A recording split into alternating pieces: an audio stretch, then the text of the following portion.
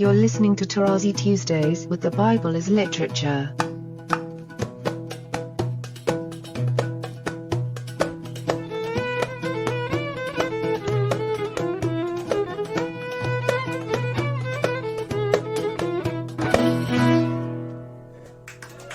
Hi, this is Father Mark Boulos. And this is Dr. Richard Benton. And you are listening to Tarazi Tuesdays with the Bible as Literature podcast. Last week, when I presented a possible topic to Father Paul, it led into a discussion of the word Shamar in Genesis. So we thought it would be great to talk about that today, Father Paul. So if you'd like to go right in and start the discussion, that would be great. Yes, sir. Good morning to both of you. Good morning, Father. That word is extremely interesting because I discovered through my research that Genesis is already a part and a central part of the Torah, the 5 books of Moses, and not a prequel or an introduction, which I used to believe many, many years ago. And that verb, which is very important, as we all know, because it is usually used with to keep the law, to keep the way of God, to keep God's commandments, and so on, Shamar. So let's go over the instances, which is very important. The first one is the Lord took the man and put him in the Garden of Eden to till it, which is her. It could be garden or earth, but as I explained, is to till the earth and keep her. It's feminine, the earth. Then in 3:24, we have the Lord putting a cherubim to guard the way to the tree of life, but in Hebrew, to keep the way. Let's hear it, to keep the way. And we all know that the way is the way later of the Torah. So one more time, let's hear the original. To keep the earth, the cherubim is to keep the way, which is ultimately the way according to the will of God. And he has to keep it, and we all know that he kept it. The one who broke the keeping was Adam. Then in 4:9, I'm going to read it just as a teaser, and I'm going to leave it to come back to it at the end. In 4:9, we hear, then the Lord said to Cain, "Where is Abel your brother?" He said, which is Cain, "I do not know." Notice, lo yadati, the knowledge, again, the knowledge of the Torah. Am I my brother's keeper, shomer? Notice the immediate connection. One more time, the original heard within the entire scripture. In 17, in conjunction with the covenant of circumcision, people imagine that it's free for all. No, it is not. It is bound by keeping the covenant. As for you, you shall keep my covenant, you and your descendants. This is my covenant, which you shall keep between me and you and your descendants after you. Then one has to be always patient with Scripture and allow God to say what he wants to say. Very often we stop here and we start making a sermon about Genesis 9 and 10. You can't do that if you don't know the rest. In 18, very early, which will be repeated in 26, we hear, "No, for I have chosen him that he may charge his children." And charge in the Hebrew, the original, yitzaweh, from the verb tsiweh, which is to command, as God did in the garden. He commanded Adam that he may charge his children and his household after him to keep the way of the Lord. Notice this Shamar, to keep the way, one more time, in order to do righteousness and justice. Notice again the doing of the commandments of God, so that the Lord may bring to Abraham what he has promised him, and that already prepares us for Jeremiah and Ezekiel. The condition of the realization of the promise is doing the commandments of God. And let me mention it now before I forget at the end. That's why people should not be amazed when Paul in Galatians at the beginning stresses the freedom, and at the end he ends with the law of the Spirit that we have to do, which, by the way, is the love of the neighbor. And I'm going to come back to this Cain and Abel story. In Genesis 26, we have a repetition of what we heard in 18. Sojourn in this land. This is what the Lord is saying to Isaac, and I will be with you, and I will bless you and to your descendants to fulfill the oath which I swore to Abraham your father. I will multiply your descendants as the stars of heaven, and will give to your descendants all these lands, and by your descendants all the nations of the earth shall bless themselves, because Abraham obeyed my voice, Jeremiah, and kept my charge, my commandments, my statutes, and my laws. And in the Hebrew, it's very powerful, because in this series of 4 statements, which all mean commandment, the first one is a word from the same root as Shamar. Let's hear it in Hebrew, because Abraham obeyed my voice. Vayishmor mishmarti. Very powerful on the ears. That's what he did. He kept what I have asked him to keep. That's why his descendants will be blessed. And the last one, which I mentioned and I left, is Genesis 24, where we hear Abraham. Chapter 24 is about the preparation for the wedding of Isaac, and Abraham speaks to his servant. Then the servant said to him, perhaps the woman may not be willing to follow me to this land. He asked him to bring the woman here, because Isaac did not leave the land. Very important. Must I then take your son back to the land from which you came? Abraham said to him, see to it that you do not take my son back there. And the Hebrew, Shamar, without discussing the verbal form, it's the sound for my general hearers. So Abraham made sure that the servant would keep his command. Throughout Genesis, we have this tune, if you like, that whenever we hear Shamar, we are talking about God's law, which is God's voice, which is God's will, expressed obviously in commandments. I abhor mysticism. God spoke to me and I felt really in my heart what he wanted me to do. No, you're doing your will if you felt it in your heart. The people from the outside have to hear it. Again, in the New Testament, very important that people heard the voice from the cloud at the baptism and transfiguration. But let's get back to Genesis. Throughout Genesis, we have right from the beginning, including the story of the cherub, one of the cherubim, that they had to keep the way of the Lord. Given all that, it is impossible in the sense that it is not allowed for a hearer to understand that the Lord was reminding Cain that he is supposed to be the babysitter of Abel, as I hear people explain. Practically, they don't say that, but this is how it sounds. But it cannot be if it is mentioned. And interestingly, in passing, please remember when I stress in my classes and my commentaries, when something is mentioned in passing and thus not necessarily, remember in the classroom how many times I would read a text with you and on purpose I would dismiss 2 words. And most of my students in the first year imagine that they know scripture, but they don't. They don't miss anything. The classic text is 1 Corinthians 15, when people say, if Christ was risen from the dead. But the text says, if Christ was preached unto you as risen from the dead. In other words, it's not a news on TV. It's a news from the mouth of the apostle. So all these things are important. Given all that, let's get back to Genesis 4:9. One more time when you hear it in the original. Am I the keeper?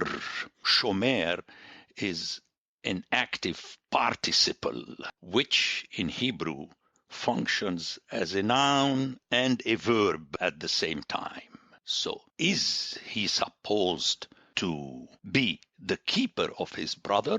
And notice, please, that God does not answer his question Very interesting. Then the Lord said to Cain, where is Abel your brother? He said, I do not know. Am I my brother's keeper? And the Lord said, what have you done? The voice of your brother's blood is crying to me from the ground, and now you are cursed from the ground, which has opened its mouth. We remember the importance of ground, which is Adamah, the feminine of Adam, to receive your brother's blood from your hand. Very often the teacher or the parent do not answer the question of their students and their children because the answer is obvious. You are supposed to keep your brother. And the footnote, which is more than footnote, because this is what I want. Yes, you are the older brother and you have to keep. And in my mind, this statement crowns the statement earlier of Adam being in charge to keep the earth and the trees and the grass and the plants so that he, Adam, all human beings, and the animals would have life from this ground. And the ultimate is the keeping of the other human being. Notice in Genesis, Adam, which was male and female, was not asked to keep the other human beings. It is not in the text. In chapter 4, very clearly, Cain is asked to keep his brother in the sense of keeping the commandment of the care and the love of the neighbor. And again, I go back to Galatians, which is really magisterial. Paul says at the end, I've been writing for 4 chapters about freedom. Beware not to use your freedom to devour one another in the original Greek. Because if so, no one will be remaining and you will have destroyed the church that God is trying to build, as he wrote earlier in chapter 1 and 2. And he ends by saying the entire law is subsumed in the love of the neighbor. And very clearly there he says, be slaves to one another. The verb doulevo, to serve as a slave. In other words, as he says in Philippians, when you love the other, you have to come from underneath and not from above, because only God is the Father of all, and he loves as a father. You have to love from underneath. Remember in Philippians, you have to consider yourselves less than the others. Very important. And that was the mistake of Cain. He thought because he was the older brother, he had a free hand. No, God reminded him that exactly as God had asked Adam to serve Adamah, who is the mother, remember. He comes from the earth. He had to come from underneath and not serve from above.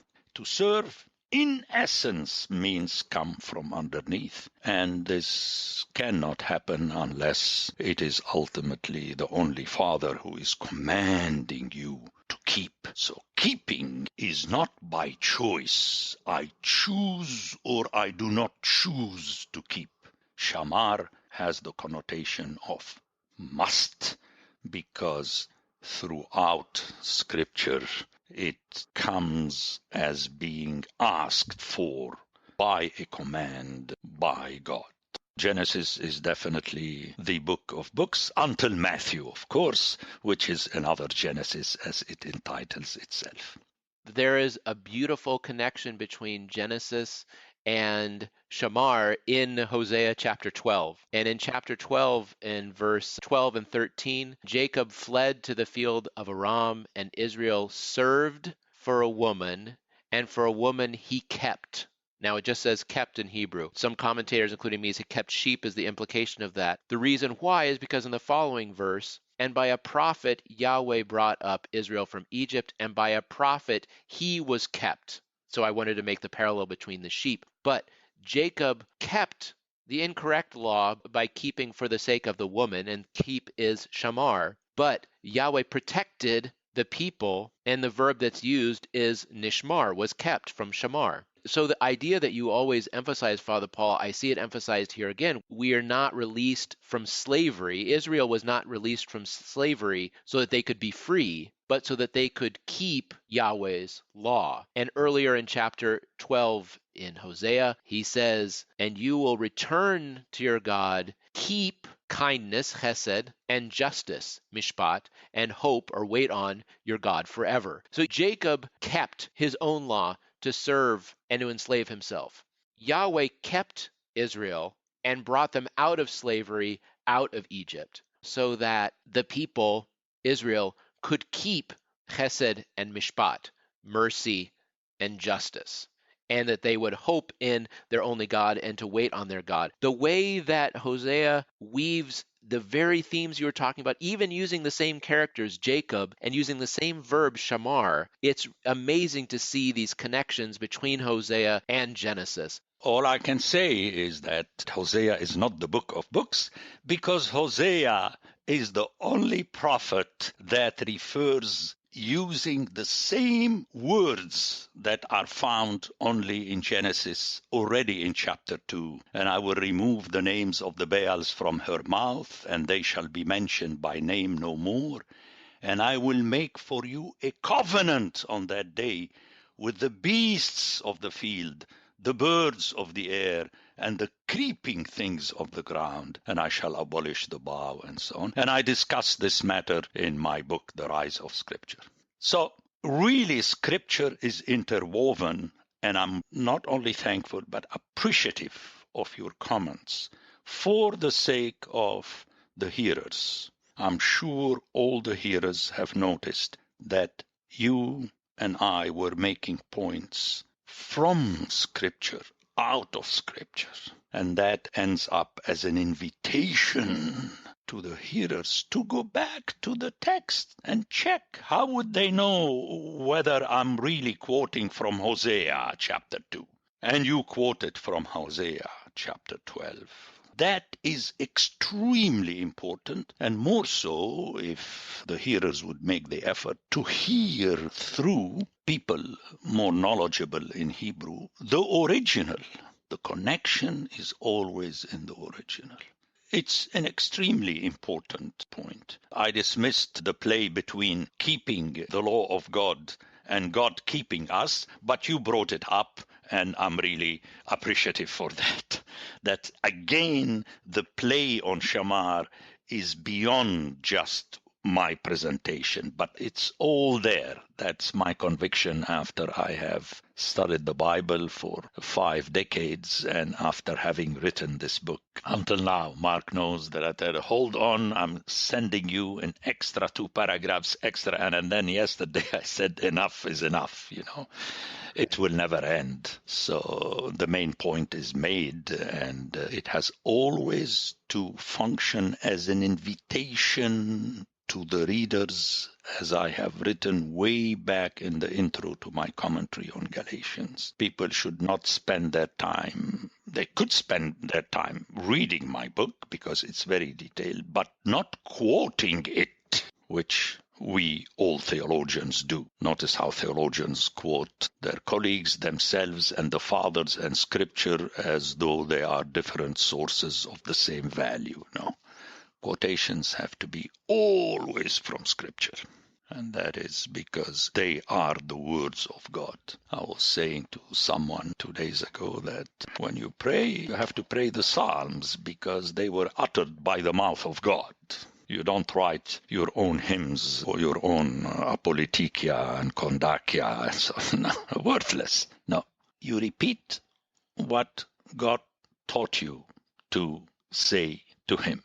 That's extremely important in my eyes, and I discussed this in my commentary on Galatians when Paul refers to Psalms. Anyway. Once again, Father Paul, I can't stress enough listening to our interviews and discussions with you on the podcast, reading Scripture on our own, studying your books, all of the projects we work on trying to sow the seed. I can't stress enough to our listeners the supreme value of paying attention to detail without letting go of the big picture. I think that's something unique about the school you created, Father Paul. You see the system as a whole. You are faithful to the narrative as narrative. It's a story. It's not an engineering schematic. But at the same time, you pay attention to the details of the narrative. The addition of a word, the absence of a word, the proximity of two words, of two concepts, all of this is essential when reading in this genre. So I'm most gratified that we had the chance to talk about Shamar, and we'll make the effort to keep that which was handed to us from above as we go forward. Thank you very much to both of you, and may God bless you always. Thank you. Thank you, Father Paul. Okay. Take care, gentlemen. The Bible as Literature is a production of the Ephesus School Network.